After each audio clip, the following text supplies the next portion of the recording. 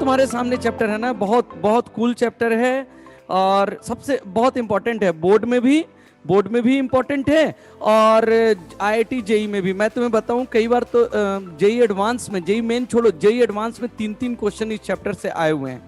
3-3 question. तुम इससे अंदाजा लगा सकते हो कि जो रिलेशन फंक्शन चैप्टर पढ़ रहे हो ना, उससे जेई एडवांस में एक क्वेश्चन आता है और कई बार वो भी नहीं आता, कई बार एक भी क्वेश्चन नहीं आता है। ठीक है, लेकिन ये जो चैप्टर है इससे 3-3 क्वेश्चन आते हैं और जेई मेन में 2 क्वेश्चन और बोर्ड में भी अच्छे खासे क्वेश्चन इससे आ जाते हैं। तो इसलिए इस चैप्टर को हम लोग पढ़ें और इस चैप्टर में सिर्फ एक ही सेक्शन है जिससे क्वेश्चंस लगने में टफ फील होता है, एक सेक्शन है और वो है जो परमुटेशन कॉम्बिनेशन से कनेक्टेड है, जिसमें पूछता है फाइंड नंबर ऑफ मैट्रिसेस। वो थोड़ा डिफिकल्ट होता है, बाकी सारा सेक्शन आसान है इसका। ठीक है, तो स्टार्ट करते हैं। सबसे इसमें मैं बता दूं कि कौन कौन सा सेक्शन है।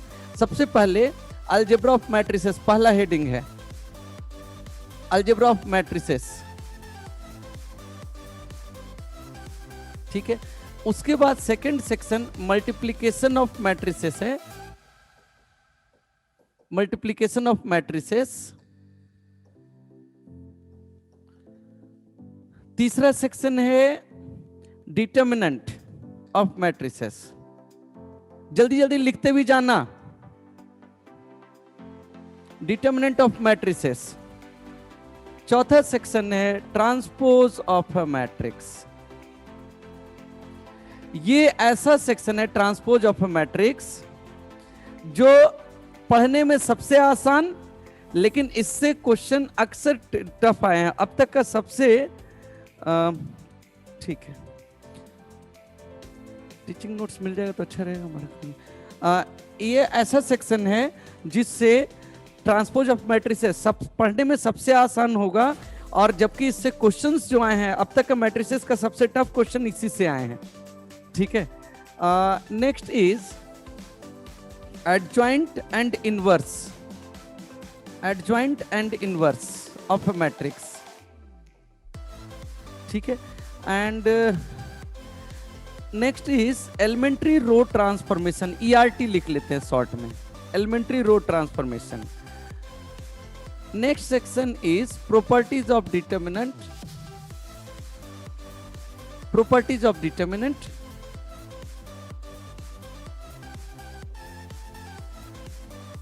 And the last is number of solutions. याद है तुम लोग 10th में एक चैप्टर पढ़े थे साइमल्टेनियस लीनियर इक्वेशन में, याद है? और उसमें हम लोग 2 इक्वेशन और 2 वेरिएबल होता था और उसको सॉल्व करते थे और x और y का वैल्यू निकालते थे। यस सर, यस, है ना? तो जो निकालते थे ना, उसी में 3 इक्वेशन 3 वेरिएबल जब होता है तो उसमें नंबर ऑफ सॉल्यूशन देखते हैं, जैसे यूनिक सॉल्यूशन होना, नो सॉल्यूशन होना और इनफाइनाइट सॉल्यूशन होना होता है। ये वाला बोर्ड में खूब आता है, जेई मेन में भी अक्सर आता है, जेई एडवांस में भी क्वेश्चन आ जाते हैं, नहीं तो कभी कभी दूसरे सेक्शन से भी क्वेश्चंस आते हैं। तो हेडिंग आप सबने लिख लिया बेटा, सबने लिख लिया? Yes sir. ऑनलाइन क्लासेस में बच्चे सेल्फ डिसिप्लिन बहुत इंपॉर्टेंट है, याद रखना। जब ऑफलाइन क्लास होता है ना तो तुम्हारे डिसिप्लिन को मेंटेन रखना, तुम्हारे वे ऑफ स्टडी को कंट्रोल करने की जिम्मेदारी हमारी होती है, क्योंकि तुम हमारे सामने होते हो। अब हमारे सामने तुम वर्चुअली हो और तुम जो करोगे मैं कुछ नहीं कर पाऊंगा। तुम मोबाइल किनारे रख दो या तुम अपना सिस्टम किनारे रख करके बाहर टहलने चले जाओ, मुझे पता भी नहीं चलेगा। लेकिन ऐसे समय में आपको डिसिप्लिन होना इंपॉर्टेंट है। और याद रखना, सवाल तुम्हारे कैरियर का है। तुम ये लॉकडाउन जो है कुछ समय में लोग भूल जाएंगे, क्या याद रहेगा? तुम्हारा सिलेक्शन हुआ या नहीं हुआ। तो ये लॉकडाउन, ये कोरोना 1 साल बाद लोग भूल जाएंगे, लेकिन तुम्हारा सिलेक्शन हुआ या नहीं हुआ ये तुम्हारे जीवन में अंतिम क्षण तक रहेगा। तुम जब 75 साल के हो जाओगे ना, उस समय भी इस बात का तुम्हें शायद रिग्रेट हो कि IIT जेईई में थोड़ा और मेहनत कर लिया होता तो और बेटर रैंक होता। तो शायद ये रिग्रेट ना रहे, इसके लिए आपको ज्यादा से ज्यादा पढ़ाई करना चाहिए। हेडिंग्स लिख लिया होगा सबने?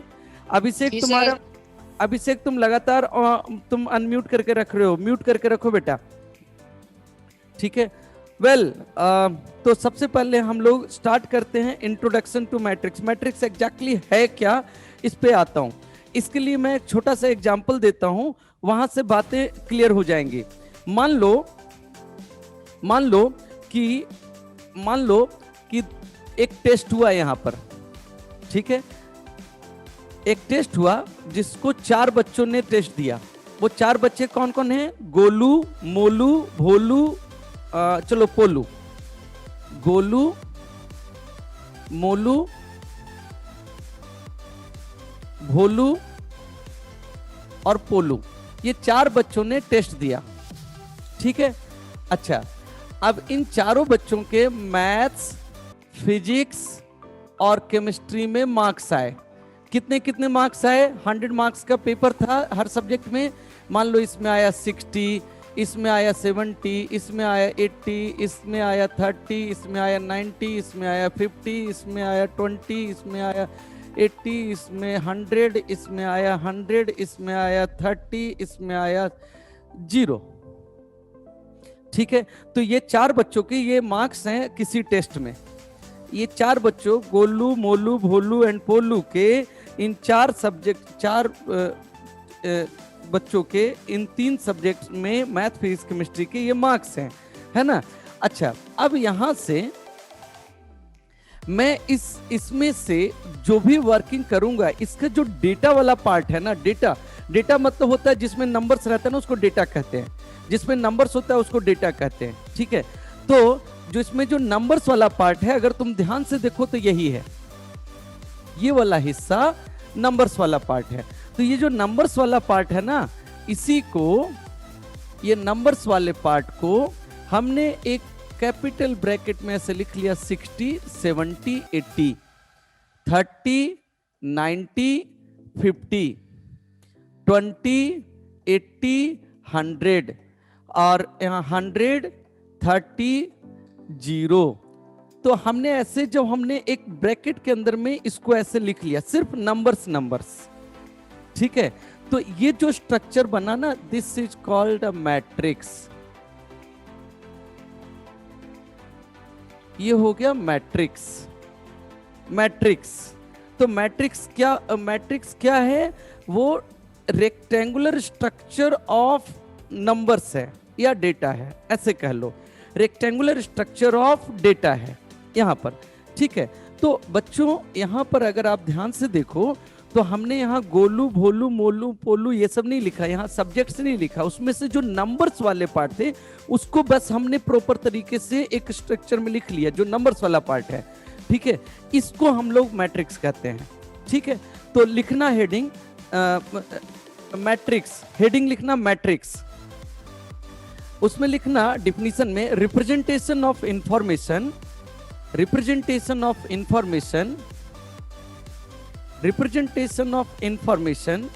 in rectangular form, representation of information in rectangular form is called matrix. Representation of information in rectangular form is called matrix, ठीक है। और एग्जाम्पल के रूप में इसको कॉपी कर लो, एग्जाम्पल के रूप में इसको कॉपी कर लो। डू इट फास्ट, चलो जल्दी जल्दी जल्दी जल्दी लिखेगा।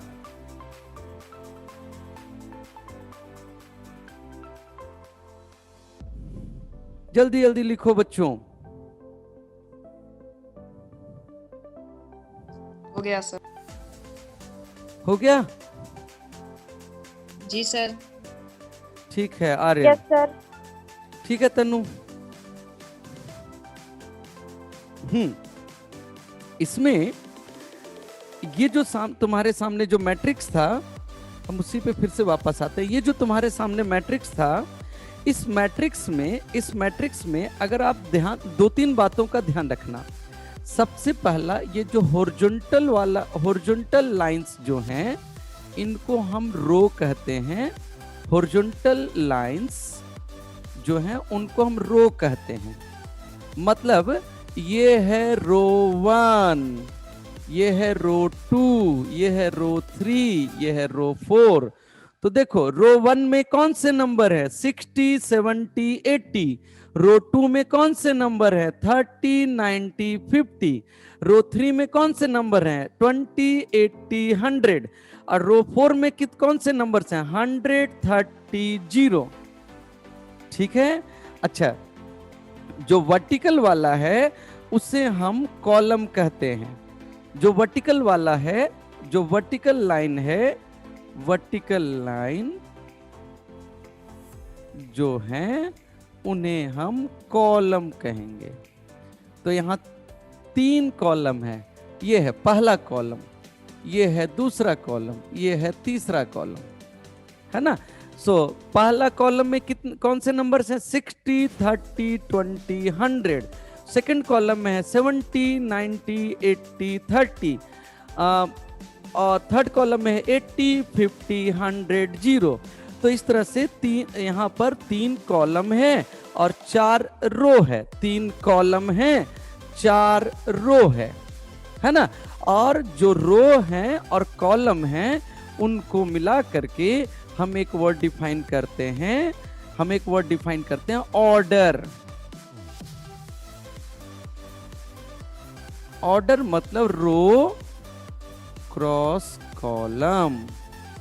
यहाँ क्रॉस लिखते हैं जरूर, लेकिन इसको रो बाई कॉलम बोलते हैं। बाई जैसे नहीं हम लोग बोलते हैं कि जैसे मान लो कोई भी साइज जैसे बोलना होता है। जैसे मान लो मेरे सामने बुकलेट है ना, तुम पूछोगे सर ये बुकलेट का साइज कैसा है, क्या है, तो मैं क्या बोलूंगा कि बेटा ये जो है ना 11/9 है। मतलब मैं क्या कहना चाह रहा हूं कि इधर वाला लेंथ 11 है और इधर वाला लाइन 9 है।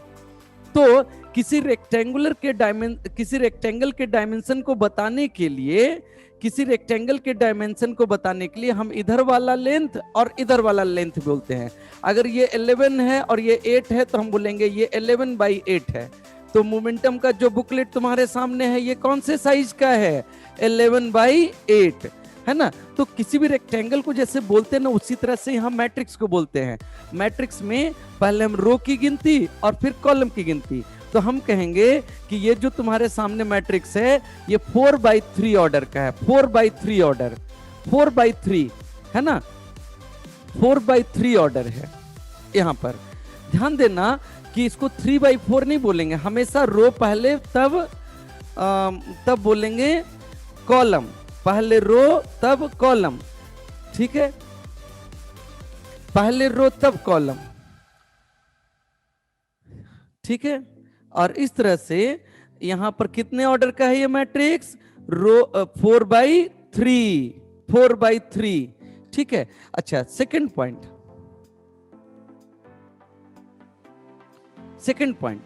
यहां पर हम लोग ये ध्यान रख लें, जैसे ये हो गया ऑर्डर। अच्छा, no place, no position can remain vacant.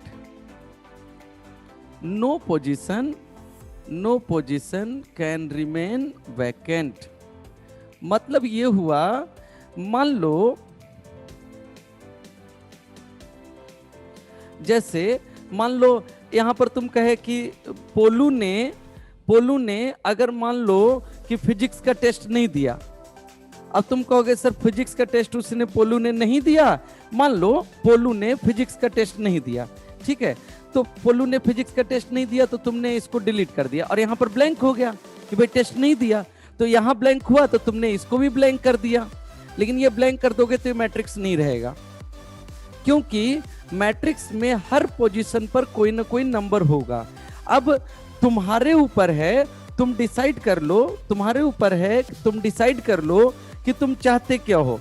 मतलब टेस्ट नहीं देने को 0 नंबर मानना चाहते हो या क्या मानना चाहते हो, मान लो। ऐसे नहीं हो सकता कि उसको खाली छोड़ दे, खाली नहीं छोड़ सकते, कोई भी पोजीशन खाली नहीं रह सकता, वहां कोई नंबर रहना चाहिए, चाहे वो 0 ही क्यों ना हो। मान लो मैंने कहा कि ऐसा है, कोई बच्चा टेस्ट नहीं देगा तो ध्यान रखना सबको उसको -10 मिल जाएगा। तो ठीक है, नहीं टेस्ट देने को -10 मानेंगे।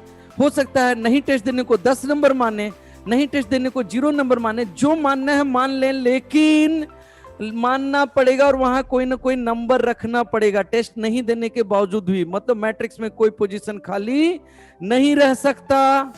अच्छा, अब मान लो तुम कहे कि सर ऐसा है कि जो बच्चा टेस्ट नहीं देगा वहां पर एब्सेंट लिख देंगे, ए बी लिख देंगे, एब्सेंट नहीं, वो भी गड़बड़ है, ये भी नहीं अलाउड है, ये भी नहीं अलाउड है। एब्सेंट भी हम नहीं लिख सकते, because only numbers are allowed, only numbers are allowed as only numbers are allowed as elements, only numbers are allowed as elements of a matrix। तो वहां पर हम absent नहीं लिख सकते। जैसे तुम कहोगे सर ये टेस्ट नहीं दिया था, यहां पर absent लिख दीजिए, absent लिख दीजिए, नहीं, ये absent भी नहीं लिख सकते, ये भी अलाउड नहीं है, ठीक है। वहां नंबर ही चाहिए। आई गेस तुम सबको समझ में आ रहा होगा, सबको समझ में आ रहा है? जी सर। Yes sir. हाँ सर। ठीक है, यहां पर मैं देख रहा हूं कि आर्यन और 2-3 बच्चे बोल रहे हैं। आर्यन ने तो भाई साहब ऐसा नाम रखा है कि ढूंढने से बड़ा मुश्किल से पहचान पा रहा हूं कि ये आर्यन चौरसिया है। तुम उसको अच्छा से ए लिख दोगे तो अच्छा ही रहेगा, अपने नाम को कोई थोड़ी बिगाड़ता है। ओके सर, सही कर लेंगे। हाँ, तो अब देखो ये बात मैंने बोल दिया। अच्छा, अब यहां पर एक वर्ड आता है जनरल एलिमेंट। जनरल एलिमेंट मुझे लगता है तुमने एपी तो पढ़ा होगा, एपीजीपी पढ़ा था कि नहीं? Yes sir, Yes, sir. AP GP है ना? तो उसमें जब तुमने पढ़ा था तो वहां पर लिखते थे टीएन। टीएन का मतलब होता था जनरल यस टर्म। सर। क्या बोलते थे? जनरल टर्म, है ना? तो अब जनरल टर्म बोलते थे। यहाँ पर हमें जैसे वहां जनरल टर्म टीएन इसलिए बोल लेते थे, टी तो टी मतलब टर्म हुआ और एन मतलब एन पोजीशन का टर्म, यही था ना? तो अब इसी चीज को हम लोग यहां पर कैसे बोलेंगे? यहां पर 2 चीज बोलना पड़ेगा, हॉरिजॉन्टल साइड से कितना दूर और वर्टिकल साइड से कितना दूर, ठीक है। और इसी कारण से यहां पर जनरल एलिमेंट जो बोला जाता है वो ऐसे बोला जाता है ए आई जे।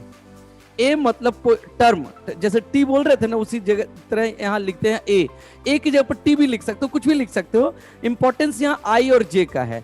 तो आई मतलब हो गया row number, element at ith row and jth column, element at ith row and jth column, ठीक है।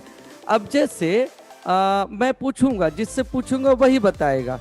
चलो सबसे पहले अभिनय बताए। अभिनय ये बताओ, यहां पर ये जो सामने मैट्रिक्स है तुम्हारे सामने, इस मैट्रिक्स में बताओ बेटा 8 2 3 क्या है? अभिनय चाय पीने चला गया लगता है।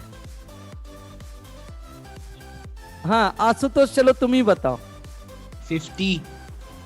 हाँ 8 2 3, 2 3 का मतलब हुआ, नहीं गलत हो गया। 2 3 का मतलब हुआ कि अच्छा यहां पर क्या था, यहां कुछ और था ना। पहले मैंने क्या लिखा था यहां पर? 30 सर। 30 था। Yes sir. हाँ ठीक है। तो बेटा मैं ये 8 2 3 का मतलब हुआ second row and third column. चलो सेकेंड रो किधर है जी? रो 1 रो 2, ठीक है। ये रो 2 इधर से पकड़ा, रो 2, ये रो 2। अच्छा जी। अच्छा 3 थर्ड कॉलम मतलब ये बताओ कहां मिला? 50 पर। कहां मिला? 50 पे, है ना? तो हम यहां कहेंगे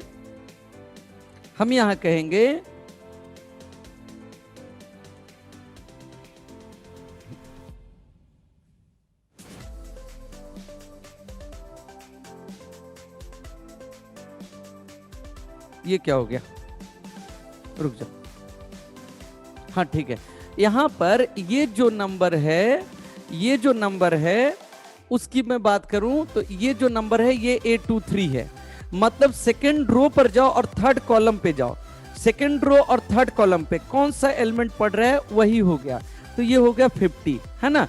चलो अब बताओ अभिषेक वर्मा जल्दी से बताओ बेटा, A31 क्या है यहाँ पर? 31, A31 सर 20।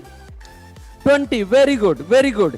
हाँ, 31 मतलब थर्ड रो फर्स्ट कॉलम, तो थर्ड रो 1 2 3, थर्ड रो ही हो गया, first column, third row first column कहां पहुंचा? 20 पर।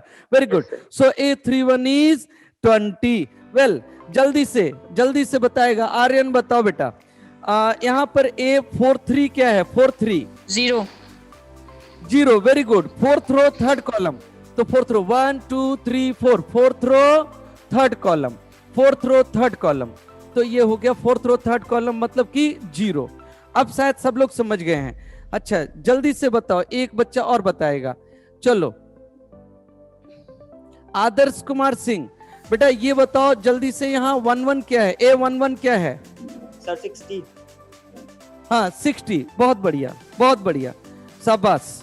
तो यहां पर तुमने जनरल एलिमेंट लिखना सीख लिया। तो इस तरह से हम लोगों ने ये 4 बातें हमने सीखी, ठीक है? 4 बातें सीखी। इन चारों बातों को यहां जल्दी जल्दी कॉपी कर लो।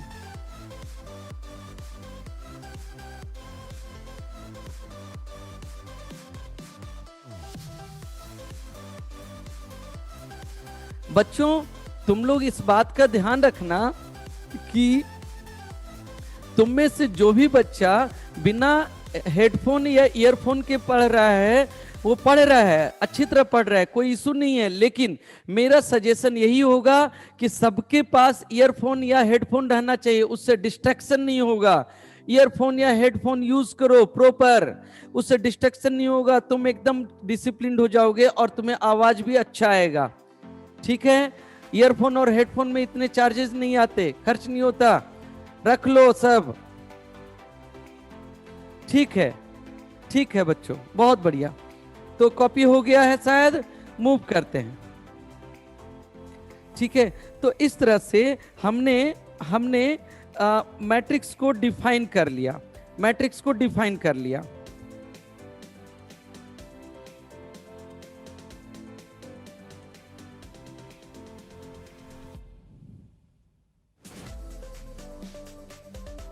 ठीक है, अगला हेडिंग लिख लो, types of matrices. Types of matrices.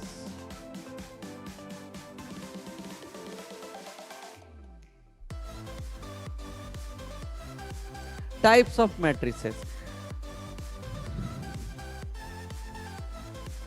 देखो बच्चों, टाइप्स ऑफ मैट्रिसेस में हम लोग बेसिकली बहुत डिफाइन करेंगे, हॉरिजॉन्टल मैट्रिक्स क्या होता है, वर्टिकल मैट्रिक्स क्या होता है, ये सब चीजें। तो हम लोग सबसे पहले इसमें 3 टाइप डिफाइन करते हैं, हॉरिजॉन्टल, वर्टिकल और square. Horizontal matrix, vertical matrix, square matrix, ठीक है? तो हॉरिजॉन्टल मैट्रिक्स, वर्टिकल मैट्रिक्स और स्क्वायर मैट्रिक्स समझो। अगर हम एक मैट्रिक्स को ऐसे लिखते हैं A m/n, तो हम कहेंगे m/n यहां ऑर्डर है।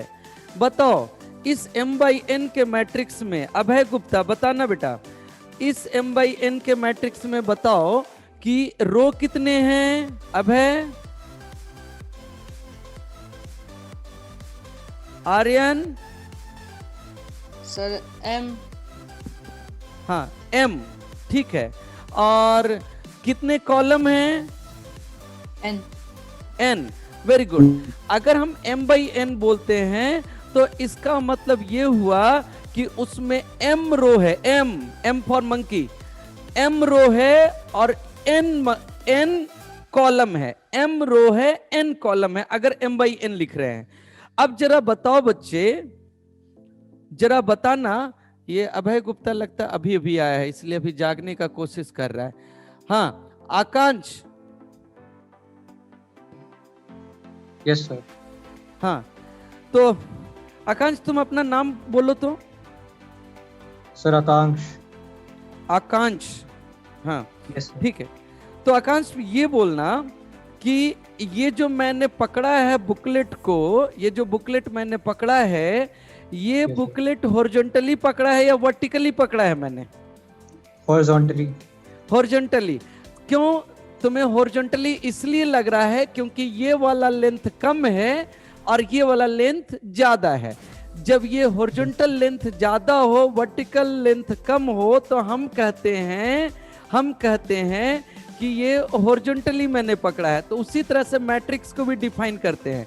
अगर इधर वाला कम हो, इधर वाला ज्यादा हो, तो हम कहते हैं ये हॉरिजॉन्टल मैट्रिक्स है।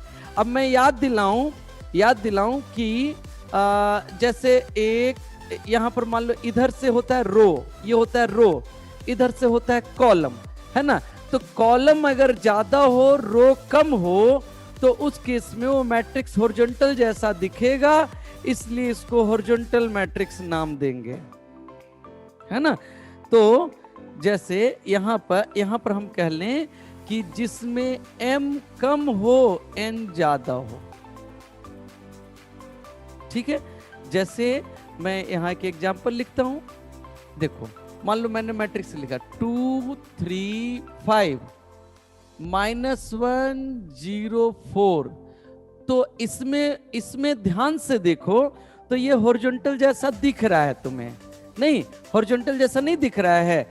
इसमें ये हॉरिजॉन्टल जैसा दिख रहा है क्योंकि इसमें रो कम है, कॉलम ज्यादा है। तो जो हॉरिजॉन्टल जैसा दिखे वो हॉरिजॉन्टल मैट्रिक्स हो गया, ठीक है। और उसी तरह से ये बताओ जल्दी से अच्युत सिंह बोलना बेटा कि ये जो मैंने पकड़ा है अभी मैट्रिक्स, अभी ये बुकलेट को मैंने हॉरिजॉन्टल पकड़ा है या वर्टिकल पकड़ा है? सर वर्टिकल पकड़े हैं। वर्टिकल, इसलिए वर्टिकल तुम्हें दिख रहा है क्योंकि इधर वाला ज्यादा है ये लेंथ और इधर वाला कम है। इधर वाला क्या होता है? कॉलम। इधर वाला क्या होता है? रो।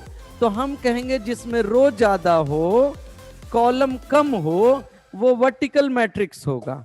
और इस तरह से हम कहेंगे रो ज्यादा हो, मतलब m ज्यादा हो n से, तो ये हो जाएगा वर्टिकल मैट्रिक्स, है ना।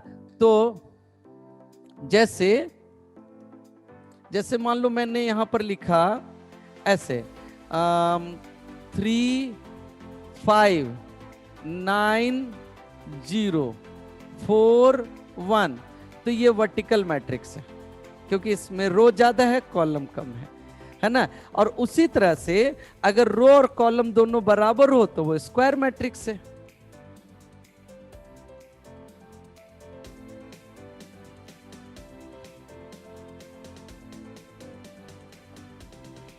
है ना। जैसे मान लो मैंने ऐसे लिखा 5 3 1 9 9 2 1 4 0, तो ये है स्क्वायर मैट्रिक्स। स्क्वायर मैट्रिक्स का बड़ा इंपॉर्टेंस होता है बच्चे, क्योंकि बहुत सारी चीजें स्क्वायर मैट्रिक्स में ही डिफाइंड है। जैसे सिमेट्रिक मैट्रिक्स, आगे मैं पढ़ाऊंगा ये सब वर्ड, अभी बस ऐसे बोलते जा रहा हूँ। जैसे सिमेट्रिक होता है, symmetric matrix, adjoint matrix, adjoint of A matrix, inverse of A matrix, बहुत सारा चीज जो है ना सिर्फ और सिर्फ स्क्वायर मैट्रिक्स में ही एप्लीकेबल होता है ना। अच्छा, हॉरिजॉन्टल मैट्रिक्स में अगर एक ही रो है तो उसको हम रो मैट्रिक्स कहते हैं। तो हॉरिजॉन्टल मैट्रिक्स का ही एक स्पेशल केस होता है, रो मैट्रिक्स। रो मैट्रिक्स मतलब जिसमें एक ही रो हो। अच्छा, जिसमें एक ही रो हो मतलब ऐसा मान लो मैट्रिक्स मैंने लिख दिया, ऐसे लिखा 3 5 9, तो ये रो मैट्रिक्स है। रो मैट्रिक्स है क्योंकि इसमें एक ही रो है, ठीक है। अच्छा, वर्टिकल मैट्रिक्स में क्या एक स्पेशल केस होता है, कॉलम मैट्रिक्स। कॉलम मैट्रिक्स का मतलब हो गया, अच्छा कॉलम मैट्रिक्स को कई बार कॉलम मैट्रिक्स बोल देते हैं, कई बार इसी को कॉलम वेक्टर भी बोल देते हैं, कॉलम वेक्टर।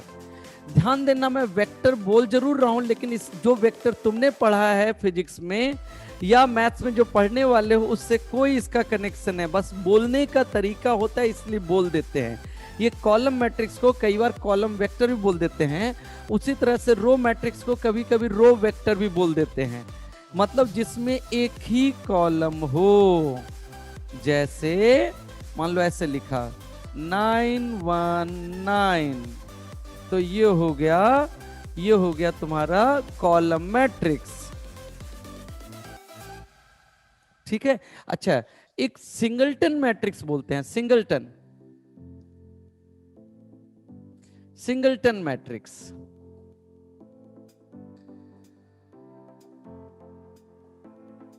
सिंगलटन मैट्रिक्स जिसमें सिंगल एलिमेंट हो, m equal to n equal to 1, मतलब एक ही एलिमेंट ही हो। जैसे ये देखो सिंगलटन मैट्रिक्स है 3, तो ये सिंगलटन मैट्रिक्स एक ही एलिमेंट है ही। और जानते हो जिसमें एक ही एलिमेंट होता है ना, वो देख करके पता ही नहीं चलता कि मैट्रिक्स है। अगर मैं ऐसे ही 3 लिख के दे दूंगा तो तुम्हें समझ में नहीं आएगा कि मैट्रिक्स का क्वेश्चन है, तुम्हें लगेगा कि अच्छा ये ग्रेटेस्ट इंटीजर फंक्शन होगा, लेकिन ऐसा नहीं है, ये सिंगलटन मैट्रिक्स है बेटा। तो हम लोग सिंगलटन मैट्रिक्स पढ़ रहे हैं, ये सिंगलटन मैट्रिक्स जिसमें सिंगल एलिमेंट हो।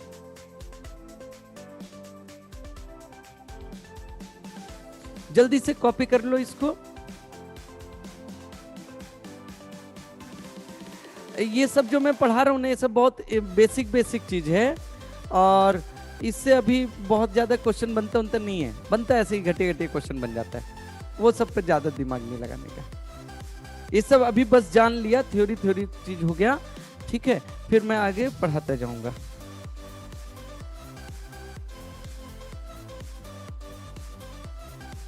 हो गया सर। हो गया? जी सर। Yes sir. ठीक है। तो ये हम लोगों ने पढ़ लिया सिंगलटन मैट्रिक्स। चलो अब एक चीज और है, एक वर्ड और हम लोग बोलते हैं नल मैट्रिक्स। नल मैट्रिक्स, तो नल मैट्रिक्स का मतलब जिसमें नल मैट्रिक्स जिसमें सारे एलिमेंट 0 हो, ऑल एलिमेंट्स 0,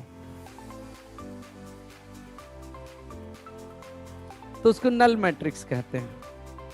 तो ये किसी का टाइप है या स्पेशल केस है? ये जस्ट एक स्पेशल केस है। जैसे नॉर्मल अलजेब्रा में जैसे 0 होता है ना, उसी तरह से ये नल मैट्रिक्स होता है। नल मैट्रिक्स का बिहेवियर वैसे ही होता है, और नॉर्मली इसको ऐसे लिखते हैं, जैसे ऐसे लिखे, मान लो ऐसे लिखा। ये ध्यान देना, मैं 0 नहीं लिख रहा हूं, O लिख रहा हूं, O 2 3 2/3। तो हम कहेंगे, इसको बोलेंगे नल मैट्रिक्स ऑफ ऑर्डर 2/3। इसको हम लोग पढ़ेंगे, ये है null matrix of order, null matrix, इसको 0 मैट्रिक्स भी बोल देते हैं, नल मैट्रिक्स ऑफ ऑर्डर 2/3। 2/3 इसका मतलब ऐसे, 2/3 मतलब 2 रो और 3 कॉलम का नल मैट्रिक्स, और नल मैट्रिक्स मतलब सारे एलिमेंट 0, बस ऑर्डर डिफाइन कर लिया। ऐसे हर ऑर्डर का एक नल मैट्रिक्स होगा, हर ऑर्डर का एक नल मैट्रिक्स होगा। क्यों अस्मिता, समझ में आया? Yes sir. सर हाँ जी सर। सर जैसे नल मैट्रिक्स अगर दे दे, उसमें सर हॉरिजॉन्टल वर्टिकल नहीं पूछ सकता है सर, उसमें केवल नल मैट्रिक्स ही पूछेगा। मतलब फिर से बोलो। सर जैसे नल मैट्रिक्स में केवल नल वाला ही देखेंगे सर, उसमें हॉरिजॉन्टल वर्टिकल भी देखेंगे। हाँ, हॉरिजॉन्टल वर्टिकल भी देखेंगे, जैसे ये हॉरिजॉन्टल मैट्रिक्स है। Yes sir. मतलब ये पीछे जो टाइप्स पढ़ाया ना, उससे मतलब नहीं, पीछे जो टाइप मैंने अभी पढ़ाया ना, वो स्ट्रक्चर बेस्ड था। ध्यान देना कि इससे पहले जो मैं पढ़ा रहा था ना, horizontal, vertical, square, row matrix, column matrix, singleton matrix, वो स्ट्रक्चर के आधार पे था, मैट्रिक्स दिखता कैसा है उसके आधार पे। और ये जो नल मैट्रिक्स है, ये जो वर्ड है, ये एलिमेंट्स आधारित है, जिसके सारे एलिमेंट 0 हो जाए वो नल मैट्रिक्स है। ठीक है, तो एलिमेंट आधारित ये टाइप हो गया। ठीक है, तो नल मैट्रिक्स भी हॉरिजॉन्टल हो सकता है, वर्टिकल हो सकता है, सिंगलटन हो सकता है, स्क्वायर हो सकता है, रो मैट्रिक्स हो सकता है, वो हो सकता है कुछ भी, ठीक है। उससे मतलब पीछे जो मैंने बताया ना, उससे इसका मतलब नहीं, एलिमेंट्स के आधार पे है, ठीक है। अच्छा, एक चीज और है, जैसे जो स्क्वायर मैट्रिक्स मैंने अभी बताया था ना, स्क्वायर मैट्रिक्स का अपना अपना बड़ा इंपॉर्टेंस होता है, ठीक है। और तो हम लोग अभी स्क्वायर मैट्रिक्स में आते हैं फिर से। जैसे स्क्वायर मैट्रिक्स है ना कोई,